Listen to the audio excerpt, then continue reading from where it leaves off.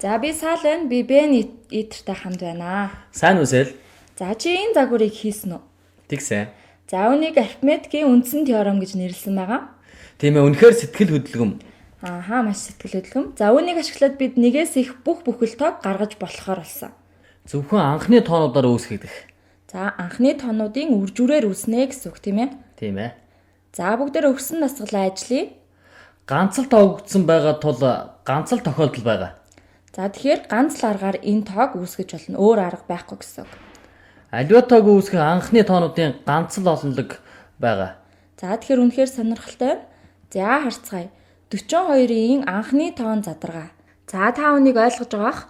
Хуваагаад олсон тоонуудаа бүгдийг нь үржүүлэхэд буцаад 42 гарч явах ёстой анхны тоонууд. За чи 2-оос 13 хүртэлх зөвхөн анхны тоонуудыг л өгчээ. За мөн сумыг ашиглаад анхны тоо тус бүрийн зэргийг өөрчилж болно гэсэн байна. Зэрэг гэдэг нь уг тоог хэдэн удаа үржүүлэхийг зааж өгч байгаа бөгөөд за бүгдээрээ энийг олон бичлэгнээр үтсэн тийм ээ. За үүнийг ойлгох нэг арга нь тухайн тоог хэдэн удаа өөрөөр нь үржүүлэхийг илэрхийлж байгаа гэсэн үг. Зөв. За тэгэхээр хамгийн багадаа энэ тохиолдолд 2-ыг тэг удаа үржүүлнэ тэгвэл 1 гарна. За хэрвээ 2-ыг 1 удаа үржүүлэх юм бол 2 гарна. Харин 2 удаа үржүүлбэл 2-2-ийн 4 гарна. За 42-ийн анхны тоон задаргаа. За бид чиний тусламжийг авъя гэж бодож байна. За заримдаа чи энэ тусламжуудыг ашиглаж болно. За харцгаая. Бидэнд ямар тусламж өгөх вэ? Бид хуваагчдын мод ашиглан 42-ыг анхны тоон үржигдэхүүн задлж болно. Тэгэхээр анхны тоонуудын аль нь 42-ыг хуваах вэ?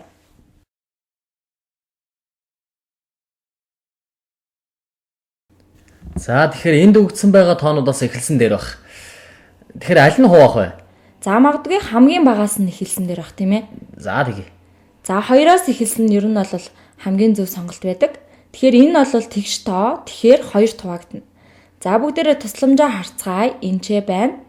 За 2 хэрвээ хүсвэл үнийг чи цаасан дээр бодоод үзээрэй. За 42-ыг 2 хуваавал 21 гарна. За 42-ыг 2 хуваах юм бол 21 гарна. Буцаагаад 21-ээр үржүүлээд шалгаж болно гэсэн. За гэхдээ арай дуусаагүй байгаа. 21 нь анхны тоо биш. Тэгэхээр чагсаалт нь байхгүй гэсэн. За энэ анхны тоонуудын чагсаалтыг цааш нь үргэлжлүүлсэн ч 21 нь анхны тоо биш учраас энэчээ байхгүй. Тэгэхээр 21 нь 2-т хуваагдахгүй байх нэ. За 2-ын хувьд ингэж болоо. Өөрөөр хэлэх юм бол 2 нь ганц л удаа байх юм байна. За 21 нь харин 3-т хуваагдана. За энэ болж байна. Тэгэхээр 21 нь 3-т хуваагдана тийм ээ. За тусламжаа үргэлжлүүлэн харцгаая. За хоёулаа анхны тоо. Хоёулаа анхны тоо. За тусламжаа харъя. Тэгэхээр 3-ыг үржих нь 7. За 7 бол анхны тоо ингээд болчлоо. Яг зөв. Тэгэхээр 2 энд байна, мөн 3 энд байна. Тэгээд 7 энд байна.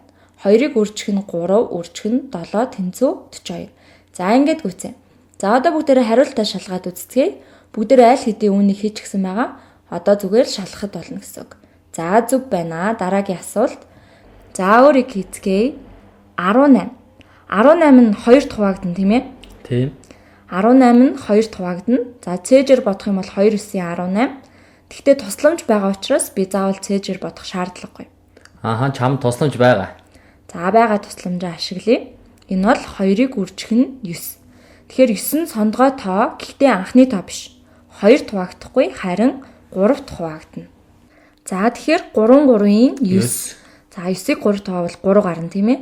За 3 анхны тоо учраас задаргаа туслаа. За маш сонирхолтой байлаа. 2 тэгээд 3-аар 2 удаа үржих юм байна. 3 3-ийн 9 2-оор үржвэл 18. За ингээд боллоо. Гэхдээ бүгдээрээ арифметикийн үндсэн теорем буруу гэдгийг нотолж чадаагүй байгаа. Тийм шүү. Гэтэ үүнийг нэцаагаагүй байгаа.